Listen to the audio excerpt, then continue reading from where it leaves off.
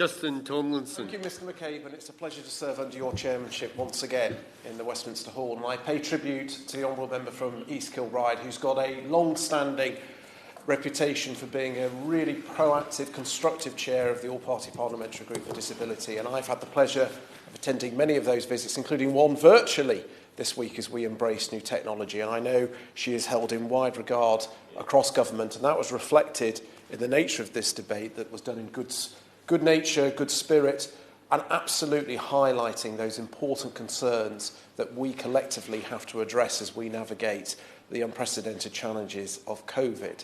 And I also wish to pay tribute to the former minister, my honourable friend for Basingstoke, who did so much work in my role that laid the foundations that many disabled people, pan-disability, have benefited hugely from.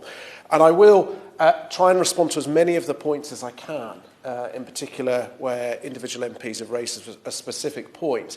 But just to sense check, I am the Minister for Disabled People, but many of the issues, for example, around SEN would be led by the Department of Education, around the care easements would be led by DHSC.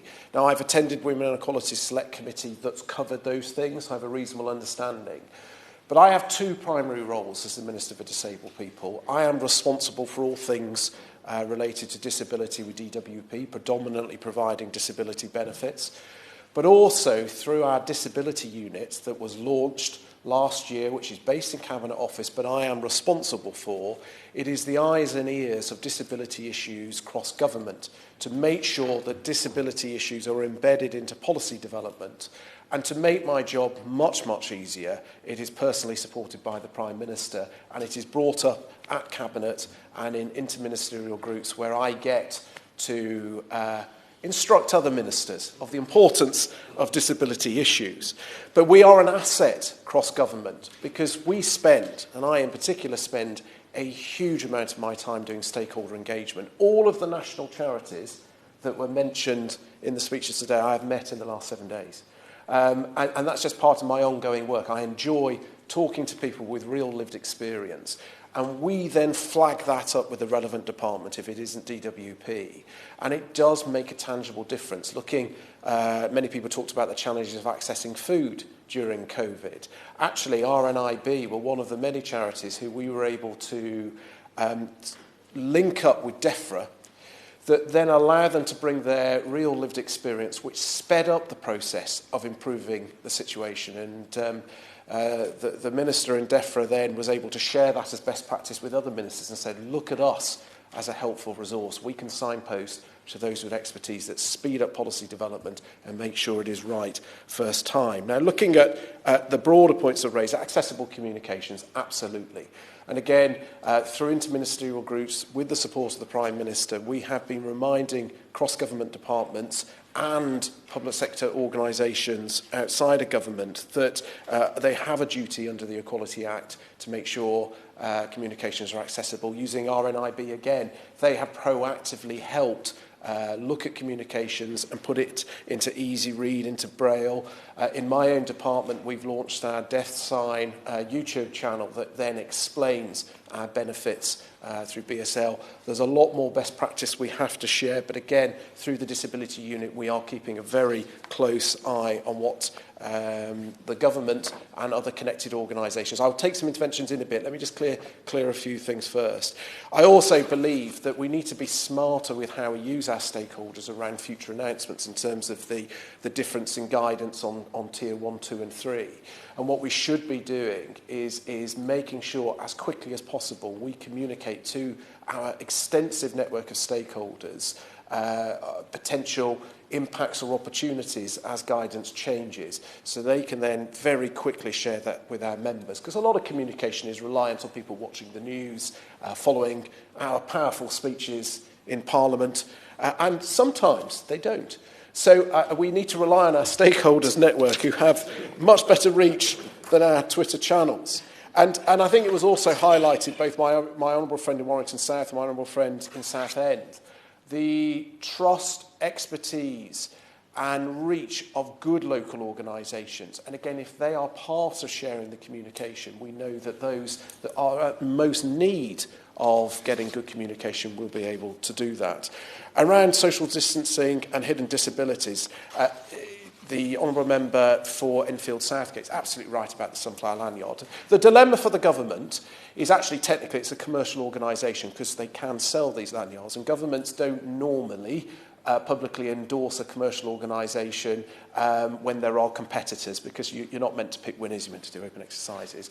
My personal view, these are unprecedented times. Of all of the different schemes, and there's many very, very good schemes, that is easily the best known one. And I think we absolutely should be getting behind it. And other ministers who have been in conversations with the Honourable Member have talked to me. We're trying to work out the best way to promote this, because it works two ways. One, we absolutely need to make it as easy as possible for people with hidden disabilities. And again, the Honourable Member St Albans very eloquently set out the importance of that.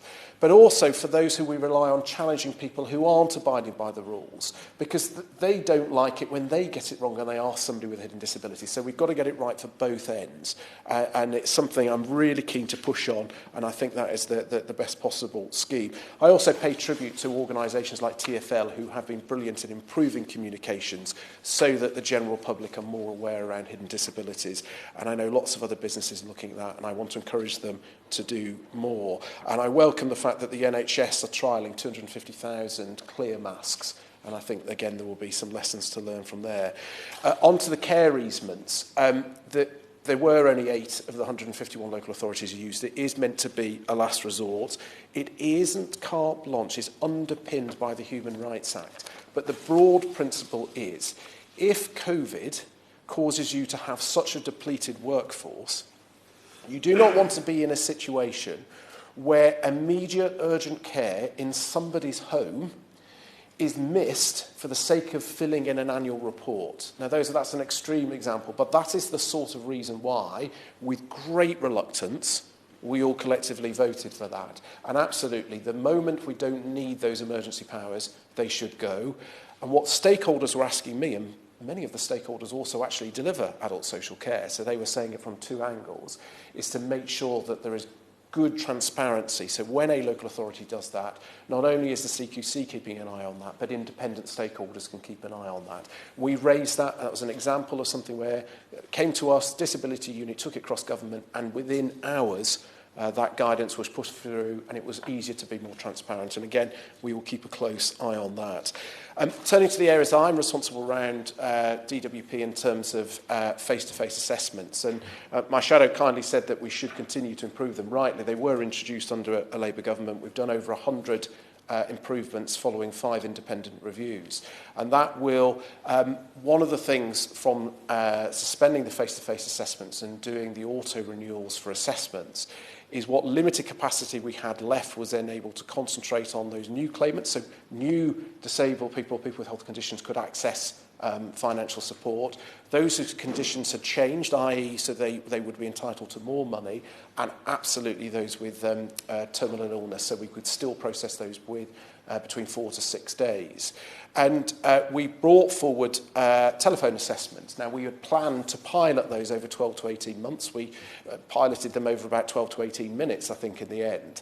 And as part of the Green Paper, we'll be looking how well received they've been. Anecdotally, the stakeholders like them. They're not perfect. There's more work to do, but they want them to stay.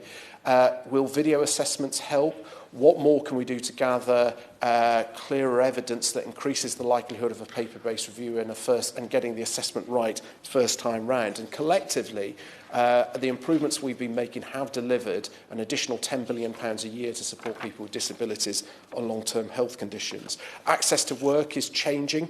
It recognises now for the first time, which is a good thing and an opportunity for the future, that people don't always have to come into the traditional workplace. So we will provide funding for people at home and towards additional travel costs if there is links around COVID. Through Disability Confident, we are doing proactive webinars, and I want to pay tribute to Microsoft who've just sponsored an additional round of those. And our Disability Confident leaders, through their business networks, are sharing best practice.